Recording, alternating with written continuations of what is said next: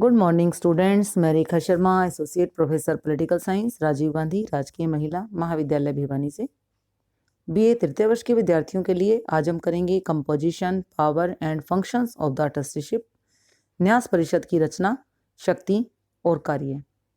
इससे पहले हमने न्यास परिषद और न्यासिता व्यवस्था के बारे में जानकारी हासिल की थी। उसके मूल उद्देश्य तथा किन देशों को इसमें शामिल किया जाएगा ये देखा था। तो आज हम इसकी कंपोजिशन, पावर और फंक्शंस देखेंगे। संयुक्त राष्ट्र संघ की न्यास व्यवस्था के कुशल संचालन के लिए चार्टर में एक न्यास परिषद की व्यवस्था की गई है। चार्टर के अध्याय 13 की धारा 86 से लेकर 91 तक में न्यास परिषद के संगठन और कार्यों का वर्णन किया गया है। अब हम इसकी रचना देखेंगे। कंपोजिशन। यूएनओ के 13वें अध्याय के अनुच्छेद 86 में न्यास परिषद की रचना का उल्लेख किया गया है।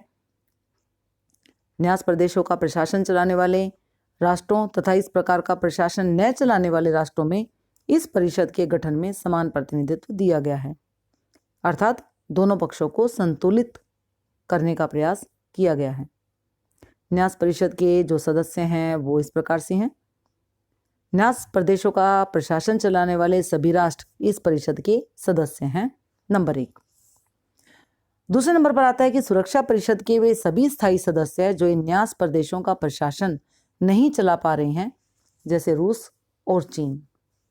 इसके अलावा कुछ सदस्यों को 3 वर्ष के लिए महासभा चुनकर भेजती है और इस प्रकार चुने हुए सदस्यों की संख्या इस बात पर निर्भर करती है कि गैर प्रशासकीय सदस्य प्रशासकीय सदस्यों से कितने कम हैं।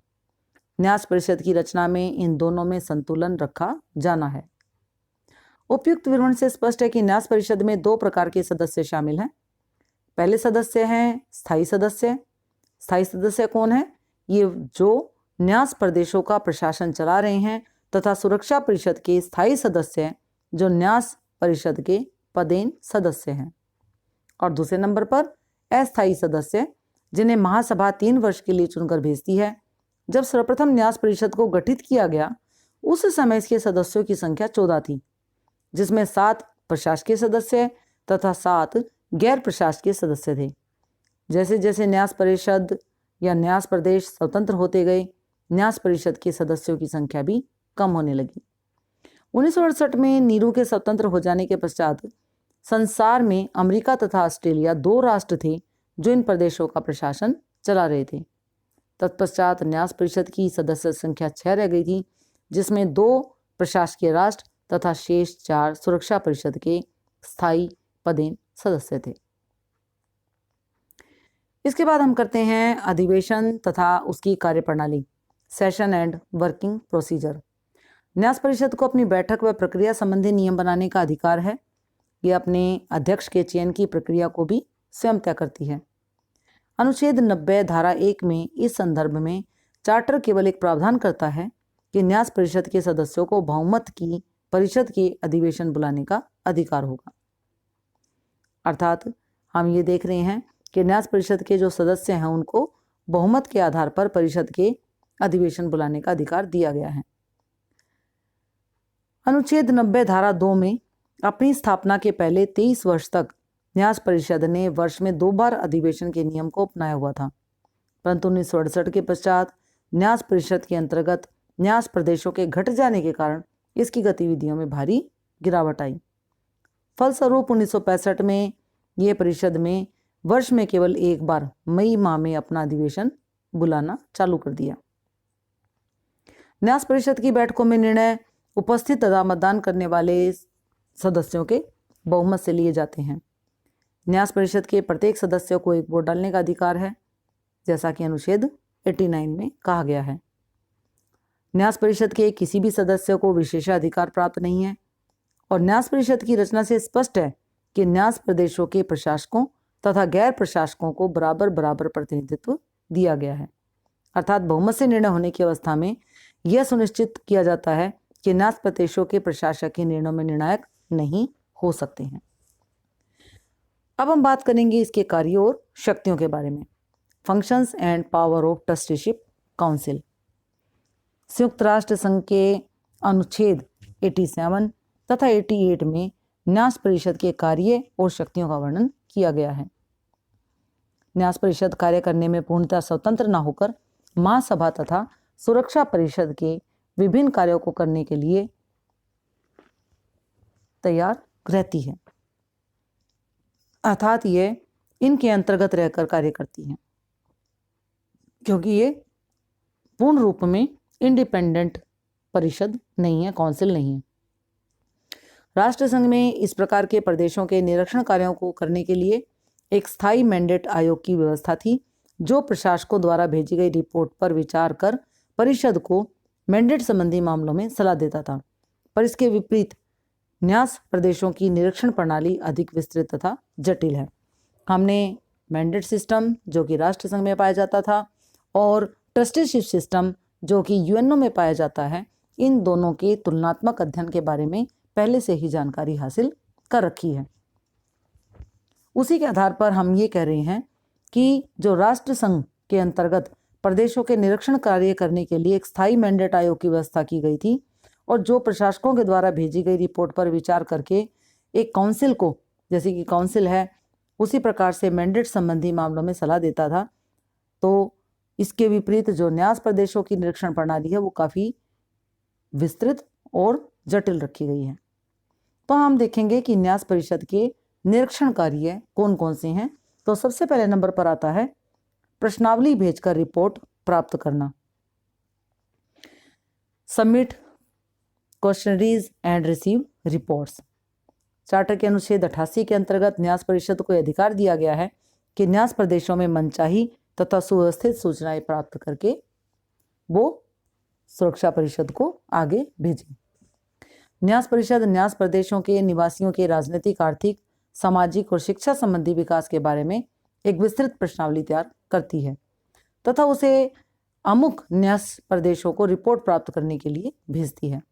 1946 में न्यास परिषद की स्थापना से ही इन प्रश्नों का बखूबी प्रयोग किया जा रहा है। 1947 में इस संदर्भ में एक प्रमाणिक प्रश्नावली तैयार की गई जिसमें 247 प्रश्न थे जो 12 भागों में बटे हुए थे। न्यास परिषद के प्रशासकों के द्वारा इस प्रकार भेजी गई रिपोर्ट पर न्यास परिषद में विस्तार से विचार विमर्श किया जाता है। उससे इस रिपोर्ट में प्राप्त प्रश्नों के उत्तरों के बारे में जिरह भी की जाती है, क्रॉस एग्जामिनेशन जिसे हम कहते हैं। रिपोर्ट पर विचार करने के पश्चात न्यास परिषद अपने सुझाव महासभा और सुरक्षा परिषद के माध्यम से न्यास प्रदेश के प्रशासकों को भेजती है। ये सुझाव न्यास प्रदेशों के आर्थिक, राजनीतिक और सामाजिक जीवन में सुधारों से संबंधित होते हैं। हम बात करते हैं इसके दूसरे प्रकार के निरीक्षण कार्य की, और वो है आवेदन पाने का अधिकार, राइट टू एक्सेप्ट पेटिशंस। न्यास परिषद का न्यास प्रदेश के प्रशासन का निरीक्षण करने का एक अन्य माध्यम उन प्रदेशों में बसे निवासियों से आवेदन प्राप्त करने और उन पर विचार करने का है। ये आवेदन मौखिक व लिखित दो ही प्रकार के हो सकते हैं। ये आवेदन प्राय न्यास प्रदेशों के प्रशासकों के विरुद्ध मानवाधिकार संबंधी उल्लंघन की शिकायतें होती हैं और इस प्रकार की शिकायतों या आवेदनों का न्यास प्रशासकों के माध्यम से किया जाना आवश्यक नहीं है। न्यास परिषद इस प्रकार के आवेदनों पर विचार करती है तथा अपने सुझाव न्यास प्रदेश के प्रशासकों तक पहुंचाती है। तीसरे नंबर पर आता है न्यास प्रदेशों का मौके पर निरीक्षण। संयुक्त राष्ट्र संघ का चार्टर न्यास परिषद को न्यास प्रदेश के विकास संबंधी परिस्थितियों का मौके पर जाकर निरीक्षण तथा मूल्यांकन करने का अधिकार प्रदान करता है। इस प्रकार का यह अधिकार इससे पूर्व राष्ट्र संघ के मैंडेट आयोग को प्राप्त नहीं था। न्यास परिषद अमुक न्यास प्रदेश से प्राप्त वार्षिक रिपोर्ट की पुष्टि मौके पर निरीक्षण मंडल को भेजकर कर सकती है और इस प्रकार के निरीक्षण मंडल में प्राय 3 या 4 सदस्य होते हैं। इन निरीक्षण मंडलों के समय को न्यास प्रदेश के प्रशासक से बातचीत व सहमति के पश्चात निश्चित किया जाता है। सुधार योजनाओं की प्रगति का मौके पर मूल्यांकन किया जाता है और ये सुझाव न्यास प्रदेशों के राजनीतिक, आर्थिक और सामाजिक सुधारों के संबंध में होते हैं। इस प्रकार हम एक कोटेशन देखेंगे WF कोटरल के अनुसार, जब निरीक्षक मंडल न्यास प्रदेश का दौरा करता है तो वहाँ के लोगों को ऐसा लगता है जैसे संयुक्त राष्ट्र ही उनके सामने आ गया हो। अर्थात यहाँ पर जो कार्य किया जा रहा है वो बिल्कुल पूर्ण रूप से लोगों के विकास के लिए, प्रदेशों के विकास के लिए, उनकी स्वतंत्रता के लिए किया जाता है। जैसा कि हमने प्रारंभ में ही कहा था कि एक ऐसा विश्व मंच तैयार उन देशों के लिए किया जाता है जो पराधीन होते हैं, जो औपनिवेशिक थे, जिनको औपनिवेशिक से मुक्त करवाना था और जिन्हें स्वतंत्रता प्रदान करके उनका विकास करना था। न्यास परिषद के विभिन्न कार्यों को देखते हुए कहा जा सकता है कि उन सभी का सार एक ही है और वह है न्यास प्रदेशों के मामलों पर विचार करना तथा उनमें यथासंभव सुधार लाने के लिए सुझाव देना। आज से लगभग 35 वर्ष पूर्व हैमरशोल्ड ने न्यास परिषद के 12वें अधिवेशन में बोलते हुए कहा था कि न्यास परिषद का कार्य मानव विकास के लिए एक महान देन है और निसंदेह संयुक्त राष्ट्र की जो न्यास व्यवस्था है उसके अंतर्गत मानव कल्याण के महान कार्य संपन्न हुए हैं। लाखों असभ्य और पिछड़े हुए लोगों के आर्थिक, सामाजिक और राजनीतिक उत्थान के महान लक्ष्य पर कार्य हुआ है। न्यास परिषद का संगठन व कार्य भी कुछ क्षेत्रों में पूरी तरह संतोषजनक नहीं कहा जा सकता, क्योंकि न्यास व्यवस्था को कुछ क्षेत्रों में निराशा का सामना करना पड़ा है और संयुक्त राष्ट्र संघ के निर्माताओं की आशाओं पर इसने पानी फेर दिया है।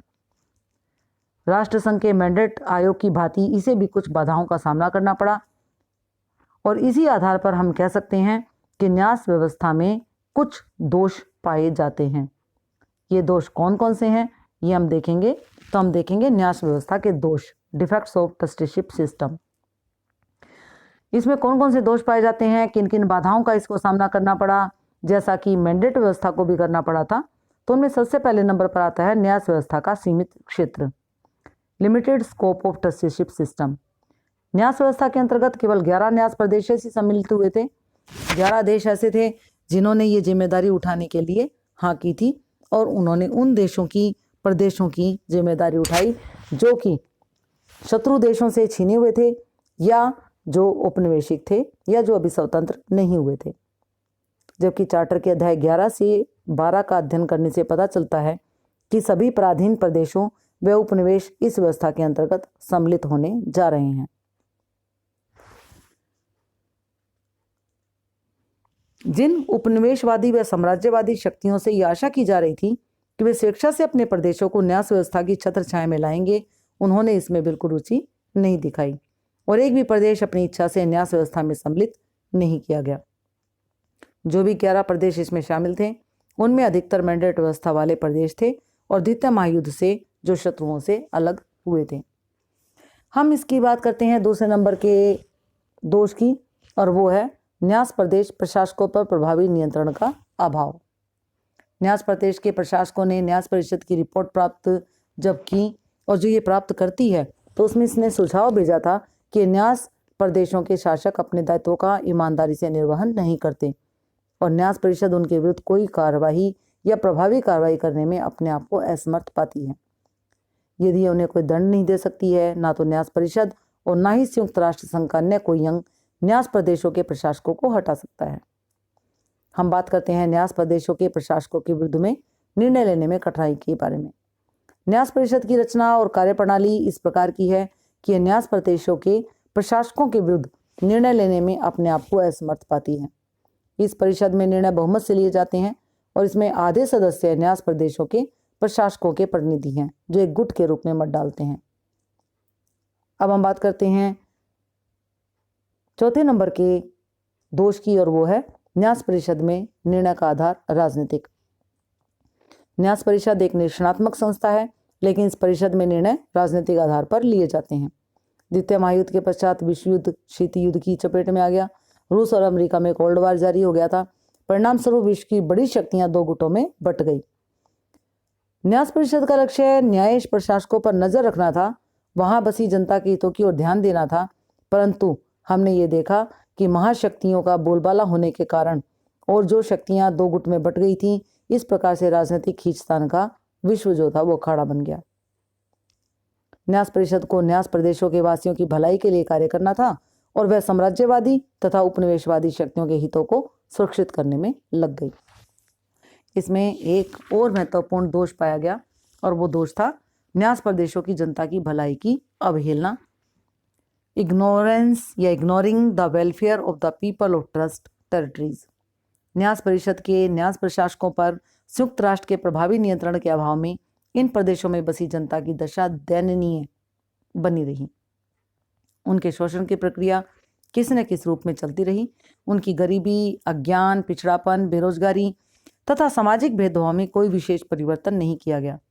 दूसरी तरफ सैनिकों की सहायता से उनकी राजनीतिक आकांक्षाओं को कुचला जाता रहा। वह भारी सी ना रख इन सैनिकों का बोझ भी उन्हें उठाने के लिए मजबूर होना पड़ा। और इस प्रकार से हम जैसे उदाहरण दें कि इटली ने सोमोलैंड में हजारों सैनिक वहां पे ठहरा रखे थे, उनका बोझ उस छोटे से न्यास प्रदेश को अपनी अर्थव्यवस्था पर सहना पड़ता था। अब हम कंक्लूजन की तरफ बढ़ रहे हैं, निष्कर्ष की ओर बढ़ रहे हैं। तो इन दुर्बलताओं के होते भी इस बात से इनकार नहीं किया जा सकता कि न्यास परिषद ने बहुत ही सराहनीय कार्य किया और संयुक्त राष्ट्र संघ का एकमात्र ऐसा अंग है जिसने अपनी लगभग समस्त कार्य सफलतापूर्वक संपन्न कर लिए थे। ये विशेष रूप से उल्लेखनीय है कि न्यास परिषद के सभी निर्णय बिना झगड़े और विवाद के होते हैं। परिषद ने सोमालीलैंड के संबंध में जो न्याय समझौता किया उसमें परिषद की प्रतिष्ठा बढ़ी और विश्व के राजनीतिज्ञ इस बात पर सहमत हैं कि न्यास परिषद द्वारा जो शिष्टमंडल न्यास प्रदेशों को भेजे गए, उन्होंने उन प्रदेशों की कठिन समस्याओं का अध्ययन करके बहुमूल्य कार्य किए। न्यास परिषद ने अपने विगत वर्षों में बहुत ही उपयोगी कार्य किए हैं। इस परिषद के गंभीर प्रयासों, महाशक्तियों के सहयोग और बदली हुई परिस्थितियों के फलस्वरूप आज सभी न्यास भूभाग स्वतंत्र कर दिए गए हैं और अब वह समय दूर नहीं लगता जब न्यास व्यवस्था को ही समाप्त करना पड़े, क्योंकि अब उसके पास कोई कार्य नहीं रह गया है। धन्यवाद।